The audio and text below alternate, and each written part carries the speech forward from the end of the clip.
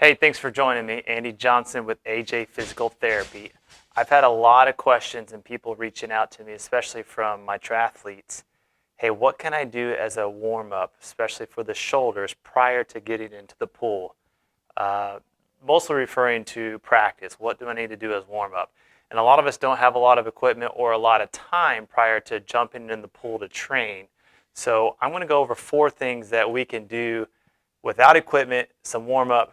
I strongly recommend do this every time before jumping in the pool. It'll take you 2 to 3 minutes total, maybe 5 at most if you're slow. That way the shoulders are nice and dynamically warmed up. Dynamic is the key word. A lot of people think, hey, what stretches should I do?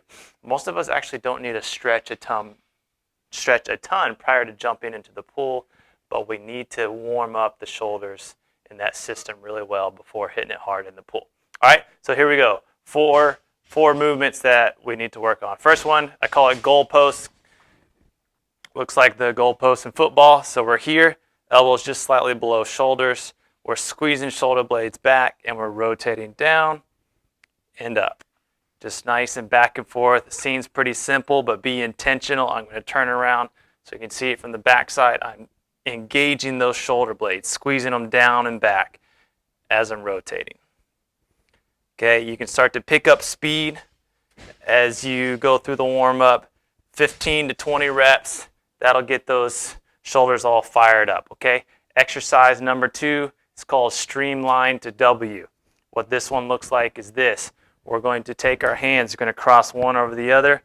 You're going to drive it overhead, over active reach at the top, and then pull down into that W position, squeezing shoulder blades together.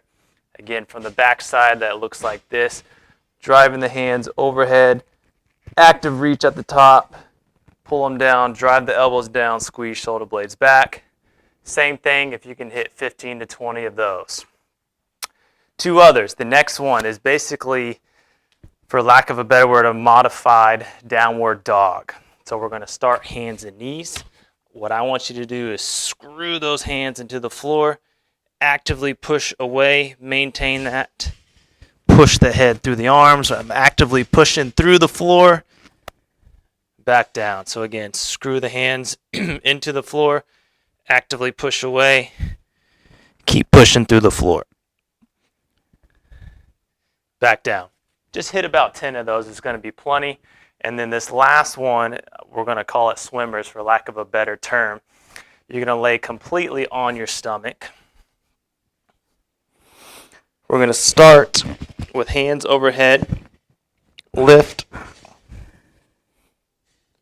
bring them behind you, keep squeezing those shoulder blades, rotate the thumbs back up, back to starting position. So again, it's here, squeeze shoulder blades, bring them back, reach behind you, rotate back up, back to starting position.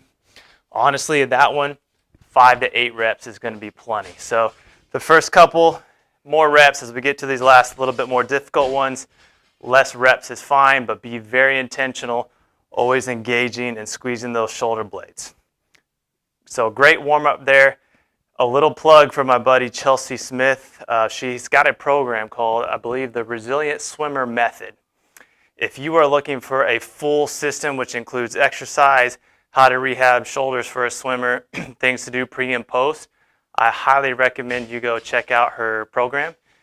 This is just simply, hey, I don't have much of a shoulder issue, but I want to keep it from coming there. How can I warm up the shoulders? These are 4 exercises that you can do before every time you jump into the pool.